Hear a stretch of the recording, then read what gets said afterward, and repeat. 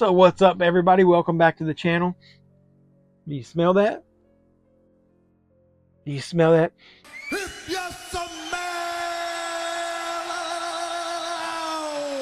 smell, It's epic goodness, or is it epic failure? I don't know. Let's talk about these James Cameron 4K releases that just came out and the issues that I had and other people had with them. And I'll let you know whether I think they're going to be worth your money or not. So let's get into the video. Let's go.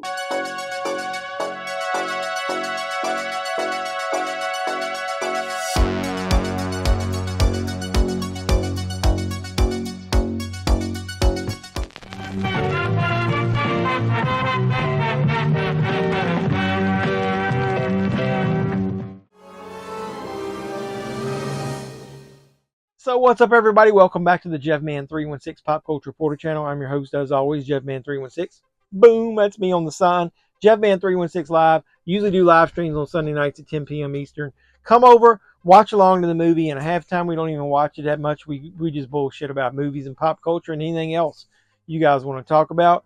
Follow me on Instagram as well, JevMan316. But I digress. Let's get into what you want to hear about. These three major releases.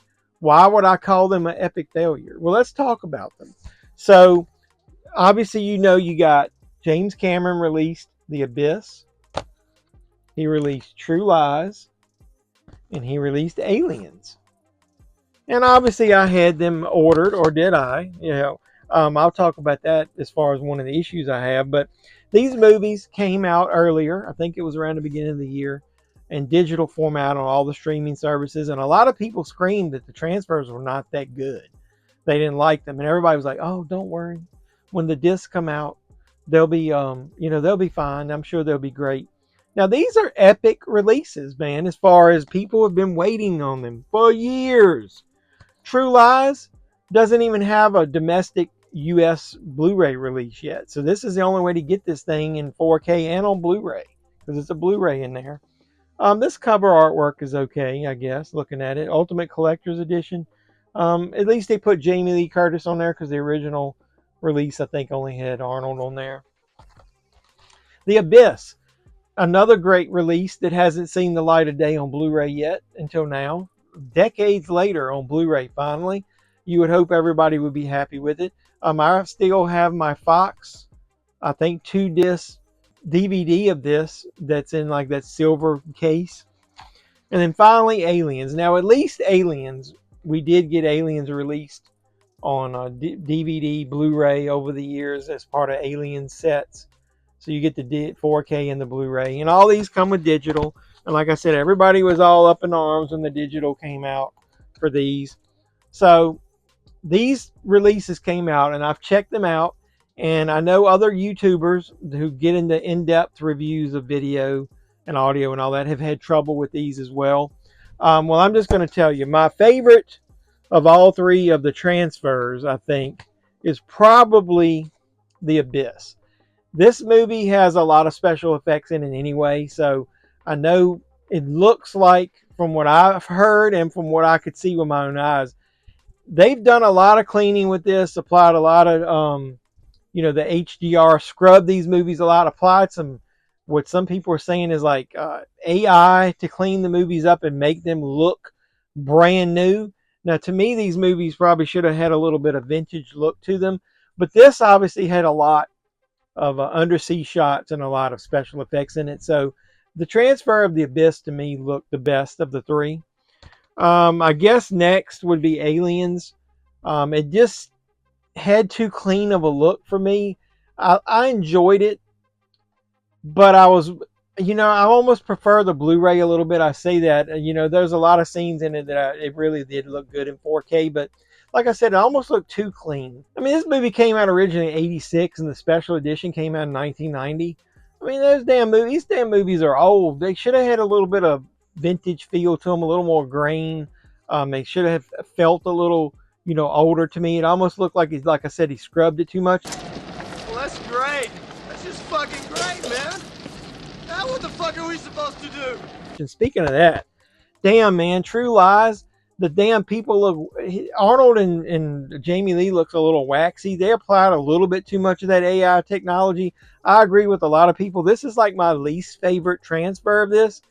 The transfer is so like overproduced, shiny or whatever, that I almost feel like I want to go back and just watch this sometimes when I want to watch it now. I did own the Spanish release, and we'll talk about that later on a different video about why I get some of these Spanish releases, and a cool red case of True Lies.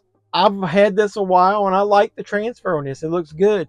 It doesn't look as fake as this. I'm really disappointed in the transfer of this. Now, I don't even know. When I go back and watch it, like I said, The Abyss is good. Aliens is tolerable. It's good. At least you get both cuts of the movie. But man, I'm almost disappointed in True Lies. These movies, it's almost like he's applying the old George Lucas effect to these things, where he wants to improve them and make them look shiny and new, like they just came out in 2024. That's not what I like about my catalog releases. I want them to look just like they did back in the day. Just clean them up. We get rid of the dust, the specks, the dirt. Apply the HDR to them, get some nice, rich, dark blacks and colors. Like the red in the True Lies, that type of thing. Like, get the colors all crisp, but not overly produced and waxy. I mean, come on now. It's almost like I said, it almost looks like they produced the movie with AI. And I know Films at Home, that's what he described in his review, and I really did feel that the most with True Lies. So I'm kind of agreeing with a lot of the people. I'm almost disappointed with these. Should have been epic releases that we've been, as video collectors, movie collectors, been waiting decades for these things. Man, game over, man. It's game over. So to have any disappointment wrapped around them is an epic fail to me. So lastly, let's talk about availability. I did not pre-order these when they first came out on Amazon. I figured, hey, 3 of the biggest James Cameron movies ever, like Titanic, you better walk into any store and get these, right? Wrong. Check out my weekly movie hunt. Didn't see them in Walmart. Didn't see them in Target. I checked at Barnes & Noble. They didn't have it in stock. So I was like, oh, well, I'll go over. I had ordered them on Amazon, after the fact. Monday before release date came, when most of my stuff normally ships and I get it in a day or two, no shipping notice. The day that Tuesday, when the movies were supposed to come out, they were out of stock.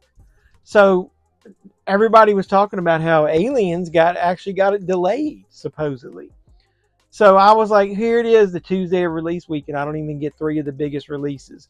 So what ended up happening was Walmart, like on Wednesday, I think, ended up getting Aliens in stock on the website. And I've got Walmart Plus right now through a promo I did. And I was able to get this thing shipped in 2 days, and arrived on, ordered it on Wednesday, got it on Friday for $24.99. I thought I was going to miss out on these 2. And randomly, Target ended up popping up The Abyss. So I was able to use my red card, and I ordered The Abyss, and I got that in 2 days.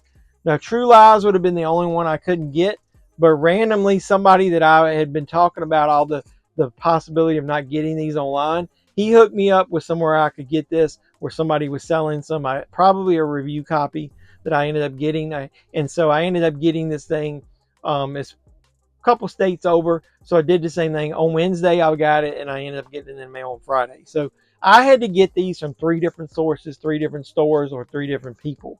So that's bullshit. These are some of the most epic releases ever. They were supposed to be. And another example of an epic fail, they didn't get the shit in stores, and they didn't make them readily available to everybody. And now there's a lot of people out there that didn't get them at all. A bullshit. A bullshit. A bullshit. A bullshit. I do know at the time of recording this video, Orbit DVD had got some stock in at the end of the week, and they sold out pretty quick, like same day. So keep checking online. Walmart, Target, Orbit DVD, places like that. I'm sure you'll be able to get them. Don't pay premium prices for these. You shouldn't have to. They should have been more readily available. This probably should have been more of an epic rant from me, but yeah. So that's an example of a failure, if you ask me, and of epic proportions of the way these releases were handled. The transfers, the availability, everything about them. So, what did you guys think? Did you pick these up? How did you get them? Where did you get them? Put them in the comments down below. Let me know all that. While you're down there, hit the thumbs up, like, comment, subscribe, share, do all the normal YouTube stuff. I love you guys. Keep supporting me, and I'll keep making great content. If you are a subscriber, hit the notification bell. You'll know when I post new videos. Yeah, really disappointed, but I guess I'm glad to have these in the collection. So I've been ranting about these releases, but let's go ahead and get out of here. Until next time, boys and girls, this has been JeffMan316. I'm your pop culture reporter ranting about film releases that he doesn't like or he should have liked. Until next time, you guys be safe out there. That's Bush. Bush League. You hear me? Andre! Look at me!